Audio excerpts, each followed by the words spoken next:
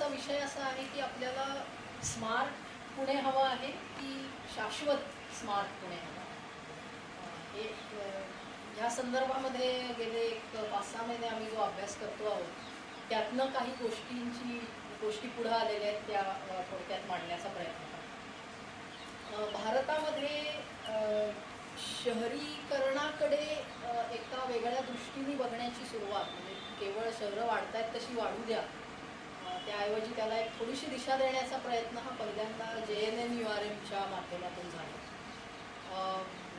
2014पर्यंत ही योजना कार्यरत होती. त्याच्यानंतर सरकार बदललं आणि आपल्या महान राजकीय परंपरेप्रमाणे योजनाही बदलली आणि त्याच्या जागी स्मार्ट सिटी मिशन म्हणजे JNNURM बंद होऊन त्याच्या जागी स्मार्ट सिटी मिशन ही योजना आहे. या दोन योजनांचे जे मिशन डॉक्युमेंट्स आहेत ती जर आपण एकासमोर एक ठेवली आणि त्याच्यामध्ये काय लिहिलेलं आहे हे बघायला गेलं तर असं लक्षात येतं की विशेषतः जे प्रास्ताविक आहे ते दोन्हीचं एकच आहे म्हणजे अगदी वाक्यही जशीच्या तशी इकडून तिकडे आहे. प्रास्ताविकात मुख्य काय म्हटलेलं आहे तर मुख्य मुद्दा असा मांडलेला आहे की शहरांमधून देशाच्या उत्पन्नामध्ये सर्वाधिक भर पडते म्हणून शहरांमध्ये जर जास्ती सुविधा निर्माण केल्या की ज्याच्यामुळे शहरातल्या लोकांना अधिक कार्यक्षमतेने ते काम करतील आणि देशाच्या उत्पन्नात अधिक भर पडेल. म्हणजे मुळात शहरांचा विकास हा शहरात राहणाऱ्यांचं जीवन सुखकर व्हावं यासाठी नाही आहे तर शहरांमधून देशाला मिळणारं उत्पन्न कसं वाढेल ह्याच्यासाठी विकास करायचा आहे. या एका भावनेतनं या दोन्ही JNNURM असो किंवा स्मार्ट सिटी या दोन्हीची आखणी ह्या सूत्रावरती झालेली. आता शहरांमधूनच उत्पन्नात भर पडते का हा प्रश्न आणखी वेगळा म्हणजे याच्या बाबतीत आपण इनफॅक्ट मुंबई शहराच्या बाबतीत हा प्रयोग करून पाहता येण्यासारखा आहे कारण मुंबई हे एक बेट आहे त्यामुळे काही ठराविक रस्तेच तिथं येतात तर हे सगळे रस्ते जर बंद केले आणि 8 दिवस मुंबईमध्ये बाहेरनं काहीही भाजीपाला दूध वगैरे येणार नाही अशी आपण सोय करूया आणि बघूया मुंबईतनं किती GDP मध्ये भर पडते. त्यामुळे मुळात शहरं फक्त ही देशाच्या उत्पन्नात भर घालत असतात का हा एक वेगळाच प्रश्न आहे पण तो तुर्तास आपण बाजूला आहे. या दोन योजनांमध्ये फरक काय असं जर आपण बघायला गेलो तर JNNURM खाली वेगवेगळ्या शहरांच्या नगरपालिकांनी त्यांच्या शहरामध्ये काही विशिष्ट प्रकल्प ठरवले आणि त्याच्यासाठी निधीची मागणी केली आणि त्यातून त्यांना केंद्र सरकारने निधी पुरवला आणि त्यातून हे प्रकल्प झाले. याच्या उलट स्मार्ट सिटी मिशनमध्ये काही ठराविक शहरांमध्ये त्या शहरामध्ये विकासाच्या सर्व प्रकारच्या योजना राबवण्यासाठी मोठ्या प्रमाणावर निधी उपलब्ध होणार. दुसरा फरक म्हणजे JNNURMची अंमलबजावणी ही पूर्णतः महानगरपालिकेची जी एकंदरीत प्रकल्प करण्याची यंत्रणा आहे त्याच्यामार्फतच झालेली आहे. त्याच्या उलट स्मार्ट सिटीचा जो संपूर्ण मिशनचा आराखडा आहे त्याच्यानुसार प्रत्येक शहरांनी आपापले डेव्हलपमेंट प्लॅन्स दिले आणि त्याच्या जोरावरती शहरांची निवड करण्यात आलेली. पहिली 100 शहरांची निवड केलेली होती त्यातनं आता 20 शहरं निवडण्यात आलेली. याची संपूर्ण प्रक्रिया कशी म्हणजे कशाच्या निकषांवरती ही निवड होणार आहे वगैरे पूर्णपणे मिशन डॉक्युमेंटमध्ये त्याचं सविस्तर माहिती दिलेली आहे. आणि ह्या प्रकल्पाखाली जे म्हणजे ह्या मिशनखाली जे प्रकल्प करायचे आहे त्याची अंमलबजावणी महानगरपालिकेच्या मार्फत होणार नाही. त्याच्यासाठी एक विशेष कंपनी ज्याला स्पेशल पर्पज व्हेकल किंवा SPV असं म्हटलेलं आहे एक विशेष कंपनी त्याच्यासाठी स्थापन केली जाते आहे आणि त्या कंपनीच्या मार्फत हा संपूर्ण प्रकल्प राबवला जातो. तिसरा महत्त्वाचा भाग म्हणजे JNNURM मध्ये मुख्यतः मूलभूत सुविधा शहरामध्ये निर्माण करण्यासाठी हा निधी बऱ्याचशा ठिकाणी वापरला गेला. उदाहरणार्थ कुठे पाण्याची पाईपलाईन टाकणं असेल किंवा फ्लायओव्हर्स बऱ्याच ठिकाणी बांधले गेले वगैरे. स्मार्ट तंत्रज्ञानाचा अंतर्भाव असला पाहिजे हा स्मार्ट सिटी मिशनमधला एक महत्त्वाचा निकष आहे. म्हणजे जे काही करायचं आहे त्याच्यामध्ये स्मार्ट तंत्रज्ञान असलं पाहिजे. तर स्मार्ट तंत्रज्ञान म्हणजे नेमकं काय हे मी थोड्या वेळात सांगणारच. चौथा महत्त्वाचा भाग म्हणजे आपल्या इतर शासकीय योजनांप्रमाणे JNNURMच्या योजनांमध्येही कोण प्रकल्पाचा प्रस्ताव बनवत होतं, त्याचं बजेट कोण ठरवतं, ते बजेट खर्च कसं होतं, या बाबतीमध्ये बऱ्यापैकी अपारदर्शकता होती. स्मार्ट सिटी मिशनच्या मध्ये निवडीचे निकष अतिशय स्पष्ट आहेत आणि त्याच्यामध्ये अमुक गोष्टी त्या प्रस्तावामध्ये असतील तर त्याला इतके मार्क, ह्या पद्धतीची विभागणी आहे. आणि शेवटी जी काय बेरीज येईल त्याच्याप्रमाणे 100तनं आधी 100 शहरं आणि मग 100तनं 20 शहरं याची निवड ही पूर्णपणे त्या पद्धतीने झालेली दिसते. थोडाफार राजकीय हस्तक्षेप झालेला आहे, नाही असं नाही, पण बऱ्यापैकी पारदर्शक त्यांनी ही योजना आहे. आणि याच्यामध्ये लोकसहभाग असला पाहिजे, हा एक महत्त्वाचा भाग ह्या मिशनमध्ये आहे, जो JNNURMमध्ये नव्हता. परंतु अंमलबजावणीमध्ये मात्र कुठेही लोकांचा सहभाग अपेक्षितही नाही आहे आणि किंबहुना तो नसावा, अशाच पद्धतीने त्या यंत्रणेची आखणी केलेली आहे. तर स्मार्ट ह्या शब्दाचा जर आपण विचार करायला लागलो तर हा इंग्रजी भाषेतला स्मार्ट शब्द नाही, हा इलेक्ट्रॉनिक अभियांत्रिकी क्षेत्रातला स्मार्ट शब्द आहे. त्याचा मुख्य अर्थ असा होतो की आज आपल्या बाजूची परिस्थिती बदलते त्याप्रमाणे ज्या यंत्रणेचा प्रतिसाद बदलतो अशा यंत्रणांना ढोबळमानाने आपण स्मार्ट म्हणू शकतो. याचं अगदी प्राथमिक स्वरूपाचं उदाहरण म्हणजे आपल्या घरातल्या फ्रीजमध्ये जी तापमान नियंत्रणाची यंत्रणा असते, की आपलं एक आपण ठरवतो तापमान रेग्युलेट करतो, त्या लेवलच्या खाली तापमान गेलं की कॉम्प्रेसर बंद होतो आणि पुन्हा तापमान वर जायला लागलं की तो पुन्हा चालू होतो. तर अशा प्रकारे ही यंत्रणा रिस्पॉन्स देते. म्हणजे हे अगदी प्राथमिक स्वरूपाचं उदाहरण मी देते आहे, पण त्याच्यात थोडंसं ॲडव्हान्स उदाहरणही आपल्या सगळ्यांना माहिती असलेलं म्हणजे जे आपल्या वॉशिंग मशीनमध्ये असतं, की आपण पाहिजे तशा सेटिंगप्रमाणे, म्हणजे लोकरी कपडे असतील तर मशीन वेगळ्या पद्धतीने चालवू शकतो, सुती कपड्यांसाठी वेगळ्या पद्धतीने चालवू शकतो वगैरे. तर ह्या स्वरूपाच्या ज्या यंत्रणा असतात त्यांना स्मार्ट यंत्रणा असं म्हटलं जातं. स्मार्ट सिटी ही संकल्पना मोठ्या काही माहिती तंत्रज्ञान क्षेत्रातल्या कंपन्यांनी पहिल्यांदा आणली. याच्यामध्ये सिस्को, IBM अशा मोठमोठ्या कंपन्या होत्या.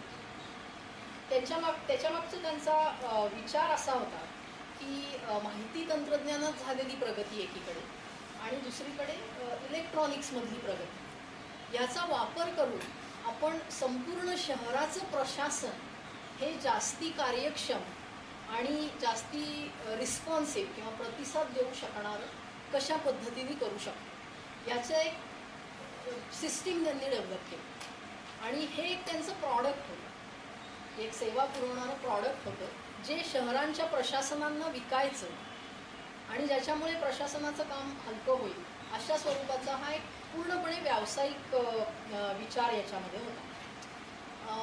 हा विचार मुळात अतिशय स्मार्ट, म्हणजे इंग्रजी भाषेतल्या स्मार्ट या शब्दाप्रमाणे स्मार्ट, म्हणजे अशा अर्थाने की अशा पद्धतीची यंत्रणा एखाद्या महानगरपालिकेला दिल्यानंतर ती महानगरपालिका स्वतः काही ही यंत्रणा चालवू शकणार नाही.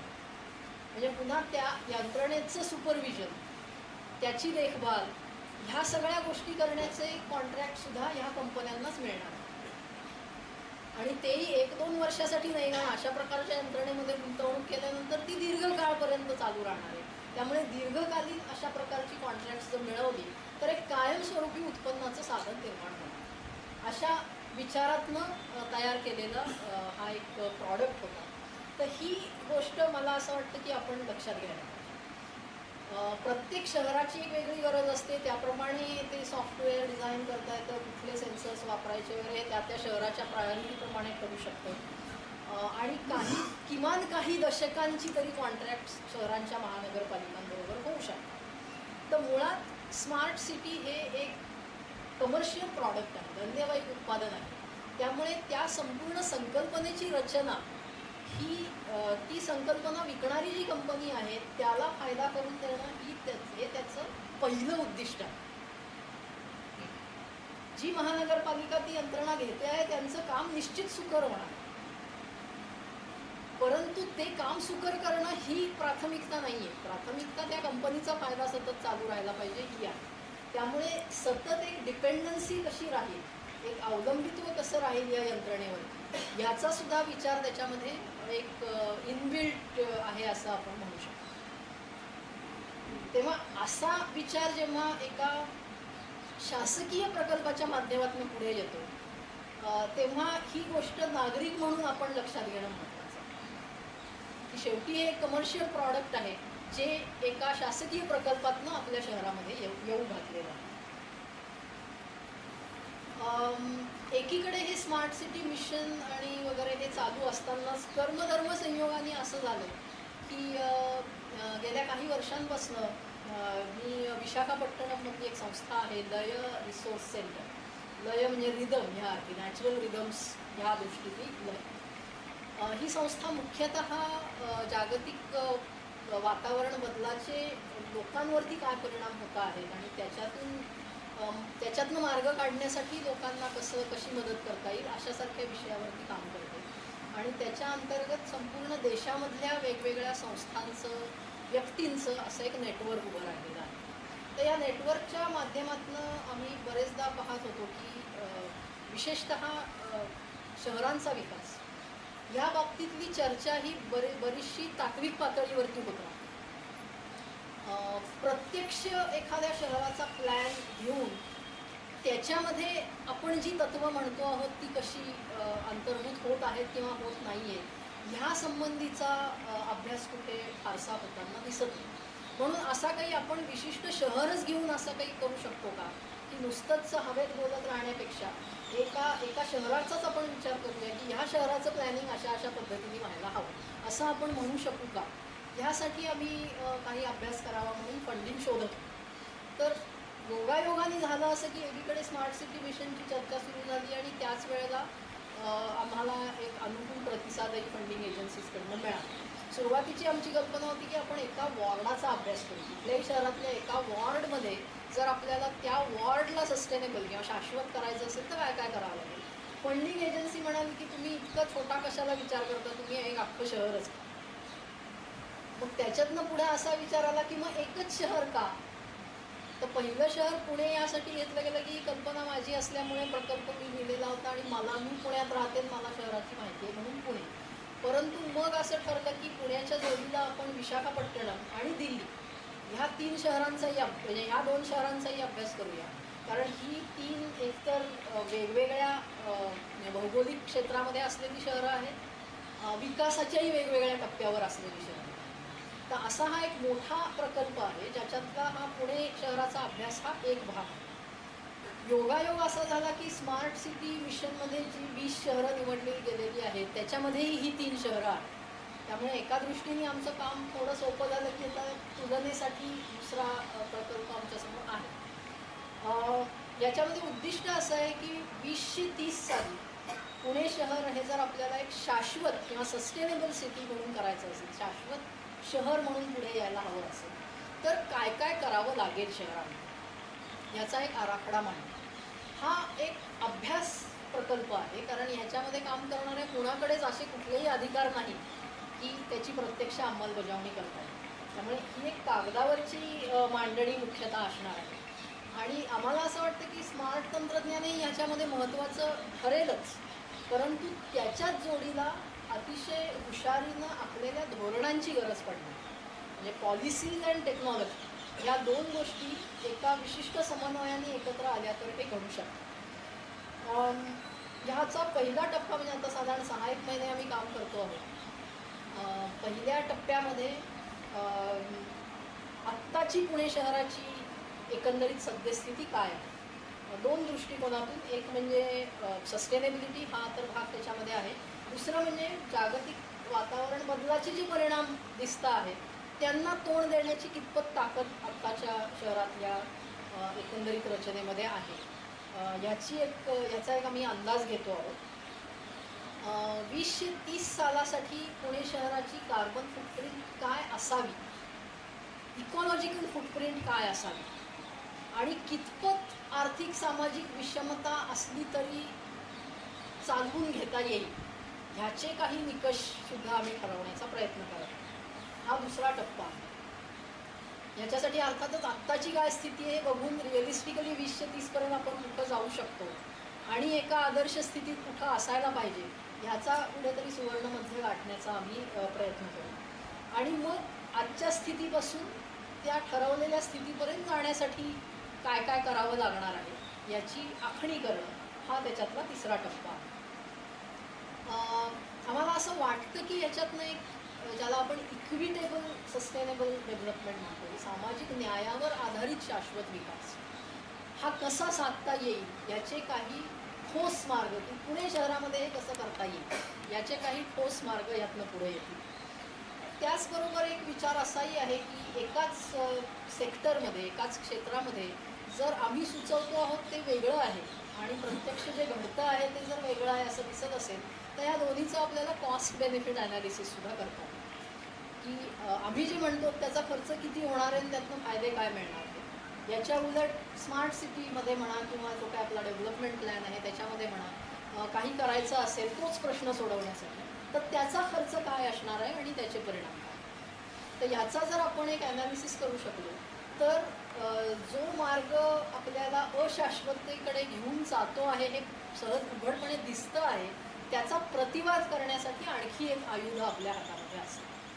कॉस्ट बेनिफिट ॲनालिसिसच्याही माध्यमातून जर आपण दाखवू शकलो की आर्थिक गणितात सुद्धा हा मार्ग कमी पडतो आहे तर आपल्या आर्ग्युमेंटला किंवा आपला जो युक्तिवाद आहे त्याला एक जास्ती वजन प्राप्त होतं. आणि मी म्हटल्याप्रमाणे हा अभ्यास म्हणजे याच्यातनं जे पुढे येईल ते राबवण्याची यंत्रणा जरी आमच्या अखत्यारीत नसली तरी तो कागदावरच राहावा असंही आम्हाला वाटत नाही. त्यामुळे याचा वापर करून स्थानिक पातळीवरती, नागरिकांच्या गटांमध्ये, शासकीय पातळीवरती, महानगरपालिकेत, राज्य शासनाच्या पातळीवरती, केंद्र शासनाच्या पातळीवरती वेगवेगळ्या प्रकारचे संवाद घडवून आणावेत आणि जे आम्ही काय जे काही मांडणी करू ती जास्तीत जास्त लोकांपर्यंत पोचवण्याचा प्रयत्न हाही ह्या प्रकल्पाचा एक महत्त्वाचा भाग आहे. याचा एका बाजूने आम्ही सुरुवात केलेलीच आहे, म्हणजे ह्या सभेमध्ये मी आपल्याशी संवाद साधते आहे, पण त्याच्याचबरोबर आम्ही काय करतो की पुणे शहरामध्ये मुळातच काही जे शाश्वत विकासाच्या दृष्टिकोनातून किंवा सामाजिक न्यायाच्या दृष्टिकोनातून वेगवेगळे छोटे छोटे प्रयत्न व्यक्तिगत पातळीवरती म्हणा, संस्थात्मक पातळीवरती म्हणा चालू आहे त्याचं आम्ही व्हिडिओ डॉक्युमेंटेशन करतो. तर त्याची सुरुवात झालेली आहे. 1-2 व्हिडिओज आमच्या वेबसाईटवरती आमचं जे यूट्यूब चॅनल आहे तिथे आपल्याला बघायलाही मिळतील. तुम्हालाही असे काही उपक्रम माहिती असतील की जे कोणी व्यक्तिगत पातळीवर करते किंवा संस्था राबवत आहेत तर त्याचाही आपण त्याच्यामध्ये अंतर्भाव करू शकतो. स्मार्ट सिटी मिशनमध्ये साधारणपणे काय दिलेलं आहे आणि त्याच्या तुलनेत आम्हाला काय म्हणायचं आहे हे मी थोडक्यात म्हणते. मी मगाशी म्हटल्याप्रमाणे शहराच्या विकास आराखड्यामध्ये स्मार्ट तंत्रज्ञानाचा समावेश असला पाहिजे हा एक महत्त्वाचा निकष मिशनमध्ये आहे. किमान एक योजना संपूर्ण शहरासाठी असणं अपेक्षित आहे आणि ह्या योजनेची निवड करण्यामध्ये नागरिकांचा सहभाग असावा असा पण त्याच्यामध्ये एक महत्त्वाचा निकष होता. त्याच्यानंतर शहराचा एक भाग हा पूर्णपणे एक स्मार्ट वसाहत किंवा अशा पद्धतीने विकसित करण्यासाठी निवडायचा आहे हा पण एक त्याच्यातला भाग होता. या दोन्ही गोष्टी होऊ शकल्या असत्या. एक म्हणजे पूर्णपणे नवीन जागी नवीन वसाहत निर्माण करणं किंवा असलेल्या वसाहतीमध्ये बदल करून किंवा सुधारणा करून त्याचं स्मार्ट वसाहतीत रूपांतर करणं या दोन्ही गोष्टी चालू शकत होत्या. या योजनेची अंमलबजावणी करण्यासाठी एक विशेष कंपनी स्थापन करायची आहे. ह्या कंपनीचं संचालक मंडळ हे वेगवेगळ्या शासनाच्या खात्यांचे सचिव वगैरे अशा पद्धतीचं आहे. पुणे महानगरपालिकेच्या बाबतीत कमिशनरसुद्धा त्या संचालक मंडळाचे मला वाटतं ते अध्यक्ष असणार आहे. ह्या संचालक मंडळातर्फे एक CEO किंवा मुख्य कार्यकारी अधिकारी नेमला जाईल आणि त्याच्या अखत्यारीमध्ये या संपूर्ण योजनेची अंमलबजावणी होणार. म्हणजे ही व्यक्ती कोण असणार आहे आणि त्यांची व्हिजन काय असणार आहे, त्यांचा दृष्टिकोन काय असणार आहे याच्याकडे बघण्याचा ही गोष्ट प्रत्येक शहरात खूप महत्त्वाची ठरते. ज्या 20 शहरांचं आत्ता निवड झालेली आहे त्यांनी काय काय ठरवलेलं आहे हे जर आपण पाहायला गेलो तर याच्यामध्ये साधारणपणे 11 शहरांनी ई-गव्हर्नन्स सिस्टीम निवडलेली आहे. बहुतेक शहरांनी जरी असं म्हटलेलं होतं की संपूर्ण शहरासाठी किमान एक योजना असावी, बऱ्याचशा शहरांनी 2 सेक्टर्स निवडलेली आहे. वाहतूक व्यवस्थेवरती 10 शहरांनी भर दिलेला आहे, पुणे शहरही त्याच्यामध्ये आहे. कचरा व्यवस्थापन 4 शहरांनी निवडलेलं आहे, जल व्यवस्थापन 3 शहरांनी आणि एक एक शहर असं आहे की ज्यांनी आपत्ती व्यवस्थापन नंतर GISचा वापर करून मालमत्ता कराची जी वसुली असते ती जास्त एफिशियंटली करणं, म्हणजे त्याच्यातली गळती थांबवणं, रस्त्यावरती स्मार्ट दिवाबत्ती म्हणजे रात्र पडली की दिवे आपोआप बंद होतील, या ट्रॅफिकच्या डेन्सिटीप्रमाणे दिव्याचा प्रकाश कमी जास्त होईल वगैरे अशा स्वरूपाच्या यंत्रणा. आणि काही शहरांनी सामाजिक, म्हणजे एका शहरांनी सामाजिक सुविधा म्हणजे हेल्थ सर्व्हिसेस, एज्युकेशन सर्व्हिसेस वगैरे अशा स्वरूपाची याची निवड केली. स्मार्ट वसाहतीसाठी क्षेत्राची निवड करताना 13 शहरांनी शहराचा मध्यवर्ती भाग किंवा मुख्य व्यावसायिक केंद्र असलेला भाग निवडलेला आहे. कोची आणि विशाखापट्टणम ह्या 2 शहरांनी पर्यटनाच्या दृष्टीने महत्त्वाचा भाग निवडलेला आहे. गुवाहाटीनी पर्यावरणाच्या दृष्टीने महत्त्वाचा भाग निवडलेला आहे. आणि 2 शहरं अशी आहेत की ज्यांनी निवडलेल्या भागाचं कुठलंही संयुक्तिक कारण देता येत नाही. अशी 2 शहरं म्हणजे पुणे आणि लुधियाना. आता याच्यामध्ये एक महत्त्वाचा भाग असा आहे की कुठल्याही शहराचा विकास हा असा म्हणजे शहर हे काही कुठल्या पोकळीमध्ये नसतं. इतर अनेक गोष्टी शहराच्या विकासासाठी जोडलेल्या असतात. याचा कुठेही स्मार्ट सिटी मिशनमध्ये आपल्याला उल्लेखही आढळतो. म्हणजे यातल्या प्रत्येक शहराचा स्वतःचा एक विकास आराखडाही आहे. एक दीर्घकालीन विकासाचा आराखडा प्रत्येक शहर बनवत असतं. तर पुण्याचा आराखडा विशेषतः जास्ती गाजलेला आहे, परंतु तो आहे हे त्यामुळे सगळ्यांना माहिती आहे. त्याच्याखेरीज प्रत्येक राज्याचा एक state action plan on climate change, म्हणजे हवामान बदलाचे जे परिणाम होत आहेत त्याला तोंड देण्यासाठी राज्य पातळीवरती काय काय करायचं याचा राज्य शासनांनी आराखडा करणं बंधनकारक आहे. त्याप्रमाणे महाराष्ट्र राज्याचा पण स्टेट ॲक्शन प्लॅन झालेला आहे. पॅरिसमध्ये गेल्या 2015च्या डिसेंबरमध्ये जी हवामान बदलासंदर्भात परिषद झाली त्याच्यामध्ये असं ठरलं होतं की आता प्रत्येक देशांनी आपापले एमिशन कमी करायचे आणि त्याच्यासाठी प्रत्येक देशांनी काही वचननामा दिलेला आहे, ज्याला इंटेंडेड नॅशनली डिटरमाइंड कॉन्ट्रीब्युशन्स ही जी आहे त्याचा आपणही एक काहीतरी म्हटलेलं आहे की ह्या पद्धतीने आम्ही आमच्या देशातलं एमिशन कमी करू.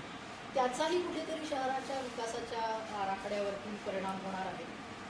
त्याच्याखेरीज 2015मध्येच सर्व जगातल्या सर्व देशांनी मिळून सस्टेनेबल डेव्हलपमेंट गोल्स किंवा शाश्वत विकासाची ध्येय पण निश्चित केलेली आहेत आणि त्याचा आपल्या राष्ट्रीय धोरणांमध्ये त्याचं प्रतिबिंब पडावं हा सुद्धा प्रत्येक देश याच्यासाठी वचनबद्ध आहे.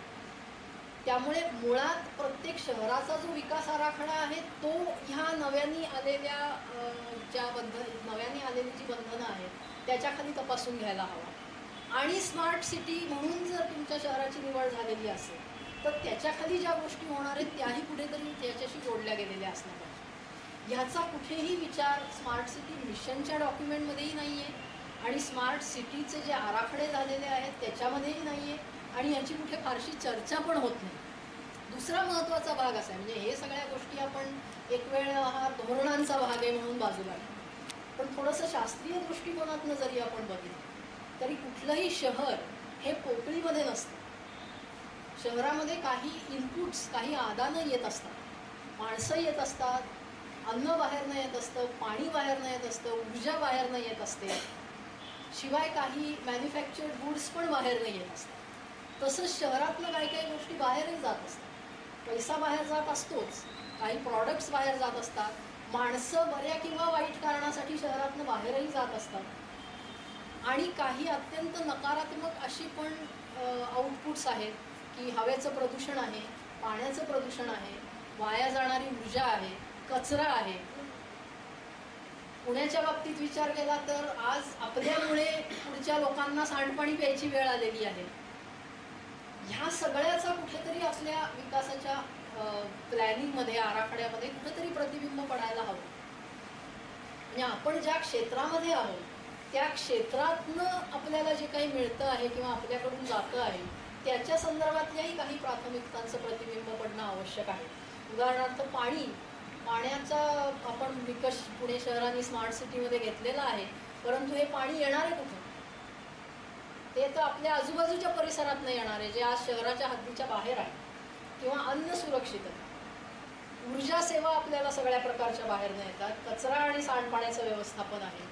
लोक जी पुन्हा स्मार्ट सिटी म्हणून जर काही फार चांगलं इन्फ्रास्ट्रक्चर उभं राहिलं तर येणाऱ्या लोकांच्या संख्येतही वाढ होणार आहे, ह्याचाही कुठेतरी विचार होण्याची गरज आहे. तर ह्या सगळ्या गोष्टींशी जोडलं जाणं जे अपेक्षित आहे ते ह्याच्यामध्ये कुठेही मिशन डॉक्युमेंटमध्येही दिसत नाही आणि कुठल्याही शहराच्या प्लॅनमध्येही दिसत नाही.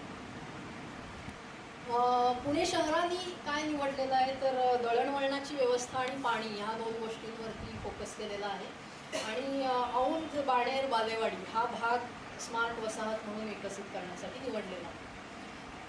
याच्यात मी नेमकं काय करणार आहे त्याच्याबद्दल मी बोलणार आहे, पण त्याच्या आधी आणखी एक महत्त्वाचा मुद्दा की ह्या सगळ्या योजनेसाठी पैसा कुठून येणार. तर मुळात पुणे शहराचं जे एकंदरीत बजेट आहे ते साधारणपणे 3000 कोटीचं आहे.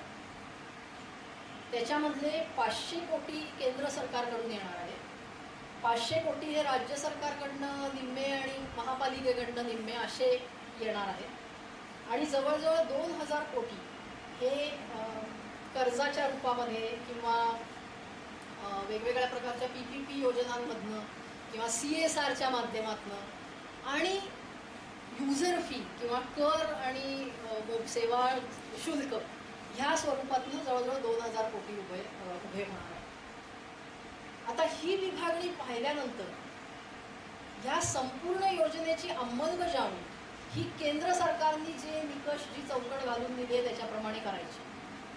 पण केंद्र सरकारकडनं येणारं कॉन्ट्रिब्युशन किती आहे एकूण बजेटमध्ये, कशासाठी याला केंद्र सरकारची योजना म्हणायचं. 3000 कोटीतले फक्त 500 कोटी केंद्र सरकारकडनं आहे, परंतु संपूर्ण अंमलबजावणी मात्र केंद्र सरकारने दिलेल्या निकषांप्रमाणे करायची. हा एक मुद्दा. पुणे शहराचं जे विभागणी आहे खर्च कसा होणार की अशा पद्धतीचे या बजेटमधलं जवळजवळ 75% बजेट हे औंध बाणेर बालेवाडीसाठी आहे आणि पूर्ण शहरासाठी ज्या दोन गोष्टी होणार आहेत त्याच्यासाठी 25% बजेट. म्हणजे आर्थिक गणित हे असं आहे. तर याच्यावर मला वाटतं मी आणखी काही भाष्य करायची गरज नाही. लोकसहभागासाठी म्हणून पुणे शहराला जास्ती मार्क मिळाले आणि म्हणून विसामध्ये पुण्याचा दुसरा नंबर आला असं आपण बऱ्याच वेगवेगळ्या वृत्तांतांमध्ये कदाचित वाचलं असतं. खूप मोठ्या प्रमाणावरती लोकांकडनं ऑनलाईन सूचनाही आल्या आणि ते चिठ्ठ्या गोळा केल्या गेल्या. त्यातल्या काही चिठ्ठ्या तुम्ही तुमच्यापैकी काही जणांनी भरून दिल्या असतात. ज्या लोकांनी काही आपणहून स्वयंस्फूर्तीने विचार करून काही मतं दिली असतील तो भाग वेगळा, पण बहुसंख्य ठिकाणी म्युन्सिपाल्टीचे लोक आले, वॉचमनकडे खाली इमारतीमध्ये गठ्ठा दिला, 10 मिनिटामध्ये लोकांकडनं त्याच्यावरती भरून आणा म्हणून सांगितलं, लोकांनी काहीतरी टिक मार्क्स करून दिले आणि अशा पद्धतीने हा लोकसहभाग झालेला आहे. ज्या वेळेला हा सगळा प्रोसेस झाला त्यावेळेला आपण सगळे पाणी टंचाईला तोंड देतो. त्यामुळे अर्थातच पाणी हा विषय त्याच्यामध्ये खूप महत्त्वाचा म्हणून पुढे आलेला आहे. माझी खात्री आहे की 3 महिने आधी जर हा एक्झरसाइज झाला असता तर कचरा हा विषय पुढे आला असता, कारण त्यावेळेला कचऱ्याची समस्या जोरात. त्यामुळे अशा पद्धतीने गोळा केलेला केवळ संख्यात्मक सहभाग याला लोकसहभाग म्हणायचं का, हा एक महत्त्वाचा प्रश्न आहे. त्याच्याऐवजी वॉर्ड पातळीवरच्या नागरिकांच्या सभा किंवा ऑनलाईन सुद्धा वेबिनार, की ठीक आहे लोकसभेला येत नाही तर ऑनलाईन चर्चाचं पण एक माध्यम असतं. म्हणजे काहीतरी लोकांनी विचारपूर्वक मतं द्यावी यासाठी कुठल्याच प्रकारचा प्रयत्नही झाला. म्हणजे लोकांनी प्रतिसाद दिला असता किंवा नसता हा भाग वेगळा, परंतु लोकांनी त्यांच्या गरजांवरती गांभीर्याने विचार करावा आणि मग प्रतिसाद द्यावा अशा पद्धतीची काही यंत्रणा निर्माण करण्याचा सुद्धा प्रयत्न याच्यामध्ये झालेला नाही. परंतु स्मार्ट सिटी मिशनमध्येही जर आपण बघितलं की मार्क कशाला आहे, हे थोडंसं कसं आहे माहिती आहे का पुण्याचं. म्हणजे आपल्यापैकी शिक्षकी पेशातल्या लोकांना हे उदाहरण लक्षात येईल की आपण पेपर तपासायला बसतो तेव्हा आपल्याकडे एक मॉडेल आन्सर शीट दिलेला असतं की हे मुद्दे असतील तर त्याप्रमाणे असे मार्क दिले पाहिजे आणि तसे ते द्यावे लागतात. पण संपूर्ण उत्तर वाचलं जर खरोखर तपासणाऱ्यांनी तर त्याच्याही लक्षात येतं की याला काही समजलेलं नाही आहे, फक्त परीक्षेचं तंत्र समजलेलं आहे. पुण्याचा आराखडा हा काहीसा त्या पद्धतीचा आहे की मिशनमध्ये मार्ग कशाला आहे हे बघून त्या गोष्टी बरोबर त्या आराखड्यामध्ये आलेल्या आहेत, परंतु ओव्हरऑल डॉक्युमेंट बघितलं तर त्याच्यामागे अजिबात विचार कुठलाही झालेला नाही हे स्पष्ट दिसून. तर त्याच्यातला हा एक भाग आहे. औंध बाणेर बालेवाडीची निवड हा एक त्याच्यातला आणखी विचार करण्यासारखा भाग. याचं एक अतिशय संयुक्तिक आणि योग्य असं कारण आहे. ते कारण असं आहे की तुम्हाला या भागामध्ये यशस्वी होण्याची शक्यता खूप जास्त आहे, कारण हा संपूर्ण सुशिक्षित भाग आहे. इथे आत्ता चालू असलेली डेव्हलपमेंटही बऱ्यापैकी स्मार्ट रचनेशी सुसंगत आहे. ज्या इमारती खाजगी पैशातनं उभ्या राहत आहेत त्याच्यामध्येही स्मार्ट यंत्रणा असलेल्या इमारतींना नागरिकांची मागणी आहे.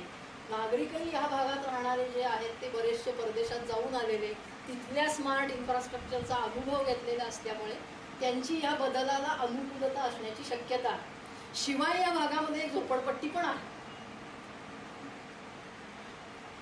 परंतु ही पण गोष्ट महत्त्वाची आहे की या भागातल्या नागरिकांकडे तेवढा पैसा पण आहे की खरोखर जर त्यांना तशी आच असेल आणि काही थोडेसे इन्सेंटिव्ह एक पॉलिसीच्या रूपात जर उभे राहिले तर नागरिक स्वतःही पुढे येऊन आपल्या भागाचा तसा विकास करू शकतील. ही क्षमता नागरिकांमध्ये आहे. आणि त्या भागात असलेल्या झोपडपट्टीच्या विकासासाठी खर्च करण्यासाठी सुद्धा नागरिकांना इन्सेंटिव्ह आहे तिथले, कारण त्यांना लागणारा जो सगळा माळ्यांपासून मोलकर्णीपर्यंतचा जो कामगार वर्ग आहे तो तिथून येतो आहे. त्यामुळे त्यांचं जीवन सुखकर झालं तर यांना मिळणाऱ्या कामांची सर्व्हिस सुद्धा सुधारू शकते. तर हा पण सगळा भाग त्याच्यामध्ये आहे. म्हणजे मुळात ह्या भागामध्ये विकास करण्यासाठी निवडायला अजिबात हरकत नाही. हा एक अतिशय पुन्हा मी म्हणेन की स्मार्ट विचार आहे की जिथं सक्सेसची शक्यता जास्ती आहे असा भाग आपण निवडू. कारण पहिल्याच प्रयत्नामध्ये नाकावर आपटलं तर सगळीच बोंबाबोंब. परंतु ह्या भागासाठी पूर्ण बजेटमधला 75% भाग देणं आवश्यक होतं का, हा माझा प्रश्न. तर आता आम्ही मुद्दाम आमच्या प्रकल्पामध्ये थोडंसं मग थांबलो की काय होतंय बघूया स्मार्ट सिटी विषयी. तर पुण्याच्या स्मार्ट सिटी आराखड्यात काय म्हटलेलं आहे आणि एक शाश्वत आराखडा जर आपल्याला करायचा असेल तर आपण काय केलं असतं ह्याच निकषांसाठी, असा एक थोडीशी प्राथमिक मांडणी आम्ही केलेली आहे. तर औंध बाणेर बालेवाडीचा जर आपण प्रभाग बघितला तर त्याच्यामध्ये 4 गोष्टींवरती भर दिलेला आहे की त्या भागाचा विकास कसा करायचा. वाहतूक व्यवस्था, त्या परिसराचं सुशोभीकरण, रोजगार निर्मिती तिथं व्हायला हवी आणि ई गव्हर्नन्स. त्या भागाची म्हणून एक वेगळी काय म्हणतात त्याला म्युनिसिपल यंत्रणा उभी राहणार आहे आणि ती टोटली ई गव्हर्नन्सच्या तत्वावरती राबवली जाते. आणि हे सगळं SPVच्या माध्यमातून राबवलं जाणार आहे. याच्यात नागरिक हे ग्राहक असणार. याचा अर्थ असा की जी काही सेवा नागरिकांना मिळेल त्याच्यासाठी त्यांना त्याचा मोबदला द्यावा लागतो. शाश्वत या स्वरूपातून जर आपण या भागाकडे पाहिलं असतं तर मुळात एक भाग निवडायचा आहे म्हटल्यावरती एक सधन भाग आणि एक निर्धन भाग अशी पण निवड करायला काही हरकत नव्हती. म्हणजे जसं सोप्या भागामध्ये आपण कितपर्यंत यशस्वी होऊ शकतो हे दाखवता आलं असतं, तसंच अवघड भागामध्ये काय काय अडचणी येतात हे पण लक्षात आलं असतं. त्याच्यात आर्थिक तरतुदीमध्ये जो झोपडपट्टीचा भाग आहे तिथं जास्ती आर्थिक तरतूद करता आली असती आणि सधन भागामध्ये जास्ती पॉलिसी इन्सेंटिव्हजवरती भर देता आला असता. याच्यात ह्या भागाचा विचार केला तर वाहतूक व्यवस्था, नदीचा एक टप्पा आहे त्याच्यामध्ये, त्या नदीच्या सुशोभीकरणापेक्षा म्हणजे तटावरती काय बागा तयार करण्यापेक्षा मुळात नदीचं पुनरुज्जीवन करण्याची जास्ती गरज आहे. विकेंद्रित ऊर्जा निर्मिती, प्रत्येक बिल्डिंगच्या छतावरती सुद्धा ऊर्जा निर्मिती केली तर त्याचा बाहेर न येणाऱ्या ऊर्जेची जी गरज आहे ती कमी होऊ शकते. ग्रीन बिल्डिंगची तिथे सक्तीची अंमलबजावणी करता येऊ शकते. विकेंद्रित कचरा व्यवस्थापन, स्थानिक जलव्यवस्थापन, म्हणजे अशा अर्थाने की मोठमोठ्या इमारती आहेत, मोठी आवारं आहेत, तर तिथेच सांडपाण्याची प्रत्येक इमारतीमधल्या सांडपाण्याची जर तिथे ते सांडपाणी ट्रीट केलं आणि ते जर तिथेच वापर केला त्याचा तर आपल्या ते सांडपाणी नदीमध्ये सोडण्याची वेळ येणार नाही. पाणी पुरवठ्याचा जो भाग आहे त्याच्यामध्ये तर तुम्ही वेबसाईटवरती जर बघितलं हा स्मार्ट सिटीचा आराखडा, तर त्याच्यामध्ये 2 गोष्टी आहेत, 2 भाग आहेत. एक भाग आहे ज्याला मी स्वप्नरंजन असं म्हणते, म्हणजे पाण्याची निवड केली तर काय होणार आहे बुवा, असं एक 4 वाक्य लिहिलेली आहे. आणि त्याच्या खाली नेमकं काय करणार आहे हे लिहिलेलं आहे. तर ह्या दोन्हीची मला तरी एकमेकांशी काही नातं आहे असं दिसलं. म्हणजे पाण्याच्या बाबतीत असं लिहिलेलं आहे की संपूर्ण पुणे शहराला आपलं पुणे शहरातलं जे सांडपाणी आहे त्याच्यावरती 100% प्रक्रिया होऊन मग ते नदीमध्ये जाईल. आत्ता फक्त 30% पाण्यावरती प्रक्रिया होते. परंतु जो कृती आराखडा आहे त्याच्यामध्ये सांडपाण्याच्या शुद्धीकरणाचा कुठे उल्लेखच नाही. म्हणजे हे 30%पासून 100%पर्यंत कसं जाणार आहे हे कुठंच लिहिलेलं नाही. मुख्य भर जो आहे तो दर दिवशी 150 लिटर पाणी 24 तास मिळेल. तर ह्याच्यात हे 24 तासाची काय भानगड आहे मला, म्हणजे ठीक आहे 150 लिटर द्या ना तुम्ही, पण ते 24 तास दिलं पाहिजे ह्याचं काय मला कारण कळलेलं नाही. सततच झालं पुरवठा, पण सगळीकडे पाणी साठवण्याच्याही सोयी आहेतच. म्हणजे सतत म्युन्सिपाल्टीच्याच नळातलं पाणी व्हायला पाहिजे, हा अट्टहास कशासाठी. मुख्य भर आहे तो स्मार्ट मीटरिंगवरती आहे की ज्याच्यामुळे पाण्याची गळती थांबवता येईल आणि त्यातनं पाणी पुरवठ्यात निश्चित सुधारणा होईल. पण पाणी पुरवठा आपल्याला जर शाश्वत पद्धतीने करायचा असेल तर पहिला भर की आपल्या म्युनिसिपल हद्दीमध्ये जे पाणी पडतंय आकाशातनं ते जास्तीत जास्त कार्यक्षमतेने कसं वापरलं जाईल याच्यावरती द्यायला पाहिजे. म्हणजे रेन वॉटर हार्वेस्टिंग ही पहिली प्राथमिकता असायला हवी. हा शब्द कुठेही या संपूर्ण प्रकल्पामध्ये दिसत नाही. आणि त्याचं कारण हेच आहे की रेन वॉटर हार्वेस्टिंग करायला कुठल्याही स्मार्ट तंत्रज्ञानाची गरज पडत, त्याच्यासाठी फक्त डोकं वापरावं. वॉर्ड पातळीवरती किंवा शक्य आहे तिथे इमारतीच्या पातळीवरतीच सांडपाण्यावरती प्रक्रिया व्हायला हवी आणि ते पाणी तिथं वापरलं जायला हवं. जे काही मग उरेल सांडपाणी, कदाचित आत्ता असलेली यंत्रणा सुद्धा तेवढ्या सांडपाण्याचं 100% शुद्धीकरण करू शकते आणि ज्याच्यामुळे नदीत जे सांडपाणी जात आहे ते जाणार नाही. आणि पिण्यायोग्य पाण्याचा जो निकष भारतीय पातळीवरचा आहे तो 135 लिटरचा आहे, 150 लिटरचा नाही. तर 135 लिटर पाण्याची हमी नागरिकांना द्यायला काही हरकत नाही. आणि पाणी पुरवठ्याच्या नियोजनासाठी अर्थातच निश्चितच स्मार्ट मीटरिंगचा वापर होऊ शकतो. पुणे शहरात मुळात मीटरिंगलाच विरोध आहे. तिथे स्मार्ट मीटरिंग आता आपल्याला करायचं आहे, हे एक वेगळंच आव्हान. वाहतुकीचा प्रश्न आहे, त्याच्यामध्ये जे स्वप्नरंजन केलेलं आहे त्याच्यामध्ये 3000 बसेस असतील आणि मेट्रो असेल आणि आणखी काय काय असेल वगैरे असं काय काय लिहिलेलं आहे. प्रत्यक्ष कृती आराखड्यामध्ये या 3000 बसेस कुठनं येणार आहेत हे लिहिलेलं नाही. आत्ता ज्या 1500 बसेस आहेत त्याच्यातच काय काय करायचं आहे. तर स्मार्ट तंत्रज्ञानाचा वापर करून त्याचं सर्व्हिसिंग आणि मेंटेनन्सचं नियोजन, रूट म्हणजे बसचे जे मार्ग आहेत त्यांचं नियोजन, फेऱ्यांचं नियोजन, प्रत्येक बसमध्ये 1500 बसेसमध्ये मोफत वायफाय असणार आहे. म्हणजे बहुधा बस कुठेही कितीही काळ अडकून पडली तरी लोकांना गुंतून राहतील ते लक्षात येणार नाही अशी योजना असावी बहुधा. आणि वाहतुकीचं सुरळीत नियोजन करण्यासाठी स्मार्ट तंत्रज्ञानाचा वापर. आता माझं मुख्य म्हणणं असं आहे की जर सगळी वाहतूक सुरळीत व्हायला लागली तर बसनी कशाला जायचं मग. गाड्यांनी जर पटापटा पुढे जायला लागलं वाहतूक तर बसनी कशाला जातील. त्याच्या उलट जर आपण असं केलं की एकतर मुळात बस व्यवस्था चालवणारी आपली जी यंत्रणा आहे ती सशक्त व्हायला हवी. आणि हा एक दुसराच भाग आहे की PMPMLचा आपण अनुभव घेतो आहोत ही एक कंपनी आहे. त्यामुळे हे एक आर्ग्युमेंट केलं जातं की कंपनी केल्यामुळे स्मार्ट सिटी मिशनचा प्रकल्प फार मोठ्या कार्यक्षमतेने चालणार आहे. याच्यावरती जर पुण्यात राहणारे कुणी विश्वास ठेवत असतील तर त्यांच्या आशावादाला खरोखरच नमस्कार करायला. की PMPML ही पण कंपनीच आहे आणि त्याच्या कारभाराचा आपण अनुभव घेतो. स्वयंचलित वाहनांना जर पार्किंग ठेवलंच नाही मुख्य रस्त्यावर तर लोक विचार करतील की वाहन घेऊन जायचं का बसमध्ये जायचं. त्यातही जर तुम्हाला करायचंच असेल तर रिन्युएबल एनर्जीवरती चालणाऱ्या वाहनांसाठी काही वेगळी पार्किंगची जास्ती चांगली सोय होऊ शकते. चालणारे, सायकल चालवणारे आणि BRT याला प्राधान्य देऊन रस्त्यांची बांधणी करता येऊ शकते.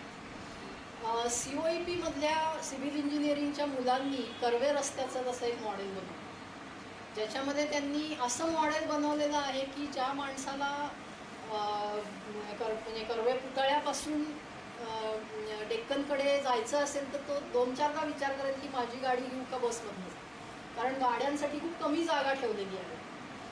रस्ते ओलांडण्यासाठी त्यांनी थोड्या वेगळ्या प्रकारच्या भुयारी मार्गांची रचना केली, म्हणजे याला अर्ध भुयारी मार्ग. 2-3च पायऱ्या खाली उतरावं लागतं आणि असा उथळ भुयारी मार्ग असल्यामुळे ह्या बाजूला उभ्या असलेल्या माणसांना पलीकडचंही दिसत असतं. म्हणजे भुयारी मार्गातला जो सुरक्षिततेचा प्रश्न आहे तोही त्याच्यात सुटतो. त्या मार्गाची रचना अशी आहे की चालणारे आणि सायकल चालवणारे हे त्यातनं रस्ता ओलांडू शकतील. दर अर्ध्या किलोमीटरला अशा प्रकारचे भुयारी मार्ग असतील. फुटपाथ आहेत, BRT आहे. फुटपाथवरती एनिवे फेरीवाले आणि भाजीवाले बसणारच आहेत, तर त्यांना बसण्यासाठी जागा डेसिग्नेट केलेल्या आहेत.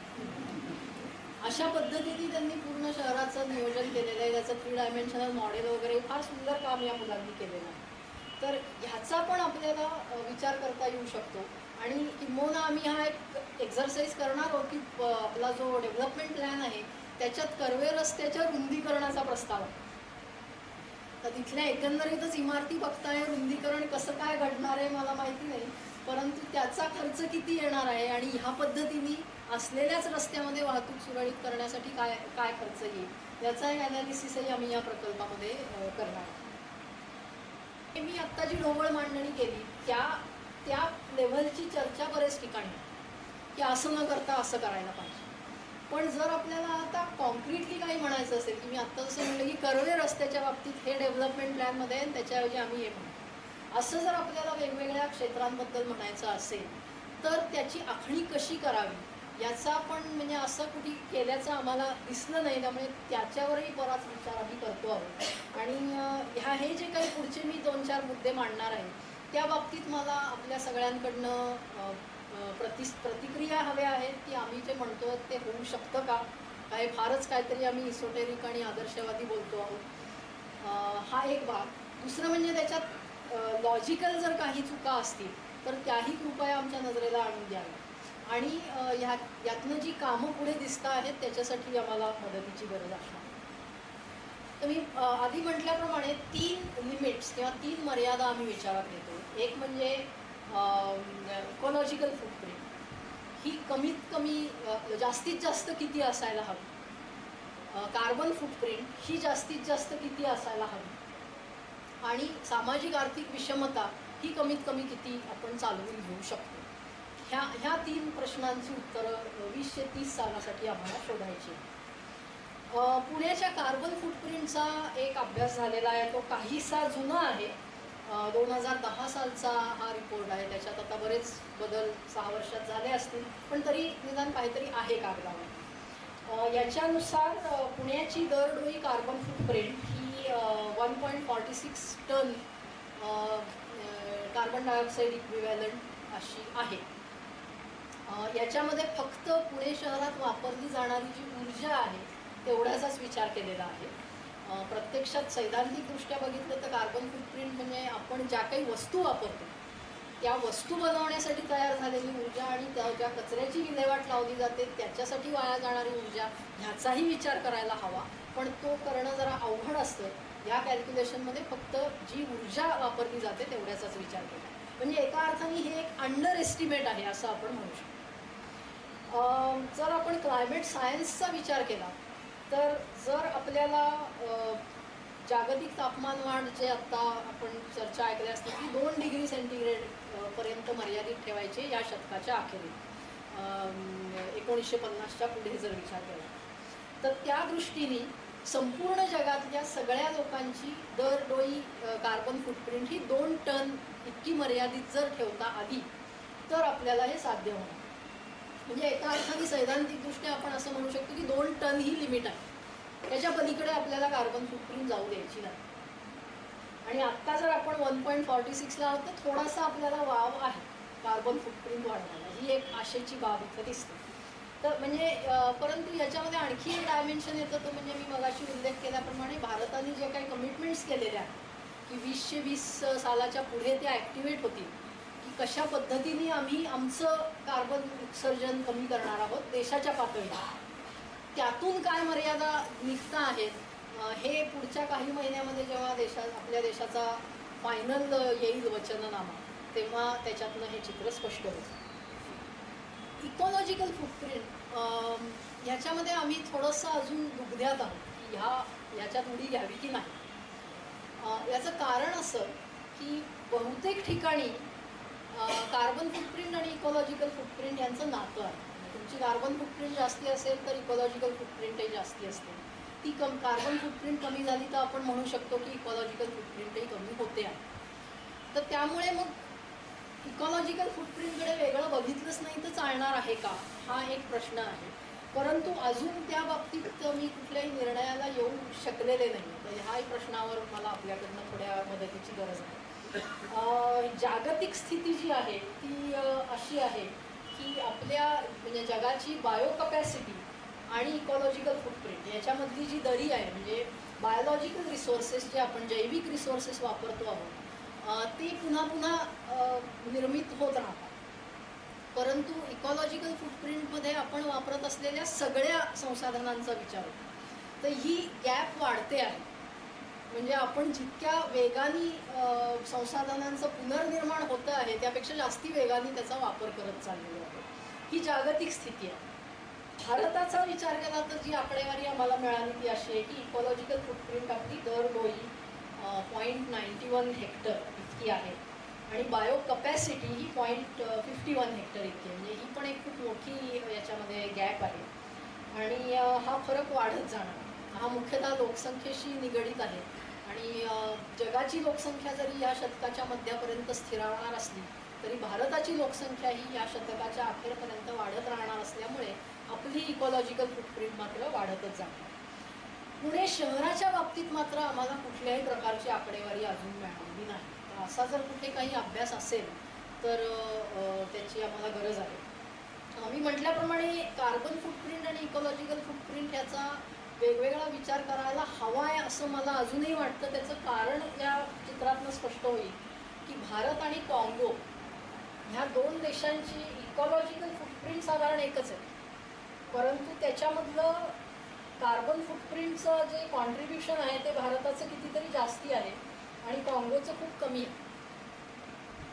म्हणजे केवळ ही जी काही हे काय म्हणायचं डिस्ट्रीब्युशन आहे, ही विभागणी जी आहे ती विभागणी बदलल्याने तुमचं कार्बन फुटप्रिंट कमी होऊ शकेल, पण तरी इकॉलॉजिकल फुटप्रिंट कमी होणार नाही असंही होऊ शकतं. तर त्यामुळे म्हणजे ह्या दोन्हीत संबंध आहे, पण तो तितका सरळसोट संबंध नाही आहे. कारण भारताच्या बाबतीत विशेषतः विचार केला तर जवळजवळ निम्मी इकॉलॉजिकल फुटप्रिंट ही कार्बन फुटप्रिंटमुळे आहे आणि निम्मी ही आपल्या शेतीमुळे, खाली जी आपली जमीन आहे त्याच्यामुळे. तर शेतीखालच्या जमिनीची मग आपण जर असं म्हणजे थिअरेटिकली विचार केला तर की शेतीची आपण कार्यक्षमता खूप वाढवू शकलो तर आपली इकॉलॉजिकल फुटप्रिंट कमी होईल, पण कार्बन फुटप्रिंट कमी झालेली नसेल असं सुद्धा होऊ शकतं किंवा उलटंही होऊ शकतं. तर त्यामुळे म्हणजे मला अजूनही असं वाटतं की या दोन्हीकडे वेगळं पाहायला हवं आहे. त्यातनं काही वेगळे इन्साईट्स पुढे येऊ शकतात. पण मी म्हणल्याप्रमाणे पुणे शहराच्या पातळीवरती शहराची इकॉलॉजिकल फुटप्रिंट नेमकी काय आहे ह्याचा काही अंदाज अजूनपर्यंत तरी मिळालेला नाही. सगळ्यात मोठं आव्हान आम्हाला जे दिसतं आहे की आर्थिक सामाजिक विषमता कशी मोजायची. क्वालिटेटिव्हली आपण बरंच काही म्हणू शकतो, परंतु जर आपल्याला आकडेवारीत त्याचं रूपांतर करायचं असेल तर आपल्याला नेमकं काय करावं लागेल. याच्यामध्ये दोन गोष्टी आहेत. एक साधा सरळ भाग असा आहे की वेगवेगळ्या उत्पन्न गटातल्या लोकांचं लोकसंख्येमध्ये एकंदरीत डिस्ट्रीब्युशन काय, हा एक भाग. परंतु तो फक्त आर्थिक विषमतेचा भाग. म्हणजे शहराच्या विकासाच्या दृष्टीने विचार केला तर शहरातून ज्या ज्या सुविधा लोकांना मिळत असतात त्या सुविधा सगळ्यांना सारख्या प्रमाणात नाही मिळत. ह्या विषमतेच्याकडे पण आपल्याला कुठेतरी त्याची मोजणी करायला हवी.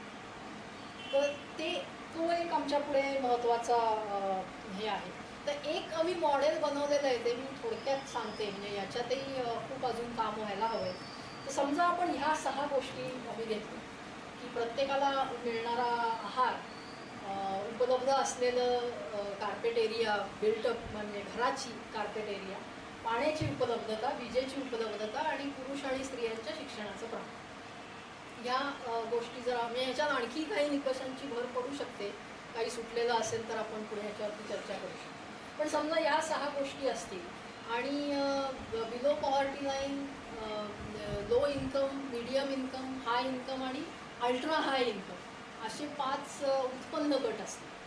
तर प्रत्येक याच्यातली जी प्रत्येक मूलभूत गरज आहे त्याचं एक आपल्याला लिमिट ठरवता येईल. म्हणजे उदाहरणार्थ पाण्याच्या बाबतीत आपल्याला माहिती आहे की दर व्यक्तीला दर दिवशी 135 लिटर पाणी मिळायला हवं. तर ती एक लिमिट आहे. त्याच्या आधारे आपण बघू शकतो की वेगवेगळ्या उत्पन्न गटातल्या लोकांना नेमकं किती पाणी मिळतं आणि मग त्याच्या आधारावर काही भाष्य करतात. तर तशी प्रत्येकासाठी एक लिमिट ठरवावी लागेल. सर्व्हेजमधनं आपल्याला जाणून घेता येईल की वेगवेगळ्या उत्पन्न गटांमध्ये ही सुविधा नेमकी त्या पातळीपर्यंत मिळते आहे का, किती टक्के लोकांना मिळते आहे. ह्याच्यावरून प्रत्येक उत्पन्न गटाला एक श्रेणी द्यावी असा मी विचार करतो. म्हणजे समजा असं असेल की एखाद्या उत्पन्न गटामधल्या 20% लोकांना 135 लिटर प्रति दिन पाणी मिळतं आहे, तर त्याची श्रेणी 0 असेल. त्याच्या उलट एखाद्या उत्पन्न गटातल्या 80% किंवा जास्ती लोकांना मिळत असेल तर त्याची श्रेणी 5 असेल. म्हणजे या 0 आणि 5च्या मध्ये टक्केवारीप्रमाणे श्रेणी देता येतील. एकाच उत्पन्न गटासाठी सगळ्या निकषांचे जे निर्देशक आहेत त्याची जर आपण बेरीज केली तर तो उत्पन्न गट त्या गटाला किती सुविधा मिळतात किंवा मिळत नाही याचा एक आपल्याला म्हणजे डिप्रायव्हेशन किती आहे त्यांचं हे आपल्याला बघतो. म्हणजे एखाद्या उत्पन्न गटामध्ये 6 पैकी 3-4 सुविधांसाठी श्रेणी 0 आली आणि 2च सुविधांसाठी 5 आली. याच्या उलट एखाद्या उत्पन्न गटासाठी सगळ्याच्याच श्रेणी 5 असतील तर त्या उत्पन्न गटाला जास्ती सुविधा मिळत आहेत. याच्या उलट पहिल्या उत्पन्न गटाचं डिप्रायव्हेशन होतं आहे असं आपण म्हणू शकतो. आणि याच्यामध्ये आम्ही काही समजा वेट्स दिली आपण की कमी उत्पन्न गटाला सुविधा मिळाल्या पाहिजेत प्राधान्यक्रमाने असं जर आपण म्हणणार असलो तर त्याला आपण एक 5 वेट दिलं आणि जास्त उत्पन्न गटासाठी प्राधान्यक्रम जर कमी दिला तर प्राधान्यक्रमाचा विचार करून आपल्याला प्रत्येक सुविधा ही सगळ्या उत्पन्न गटांना मिळते आहे की नाही ह्याचा पण एक अंदाज बांधता येऊ शकतो. म्हणजे मी एक उदाहरण देते इथे की हे 5 उत्पन्न गट आहेत, त्याला जर आपण असे वेट्स दिले की दारिद्र्य रेषेखालच्याला 5 आणि अतिउच्चला 1 आणि पाणी पुरवठ्याच्या बाबतीमध्ये आपल्याला एक श्रेणीचं डिस्ट्रीब्युशन असं दिसलं की दारिद्र्य रेषेखालच्या साधारण 30-40% लोकांनाच मिळायला हवं तेवढं पाणी मिळतं आहे आणि याच्या उलट उच्च उत्पन्न गटातल्या मात्र सगळ्या लोकांना मिळतं आहे असं जर दिसत असेल तर 5 गुणिले 1, 4 गुणिले 3, 3 गुणिले 4, 2 गुणिले 5, 1 गुणिले 5 याची जर आपण बेरीज केली तर ती 44. तर ह्याच्यामध्ये जर सगळ्यांना सगळ्या सुविधा मिळत असतील तर हे सगळे आकडे 5 येतील आणि तसं असेल तर ही बेरीज 75 येणार.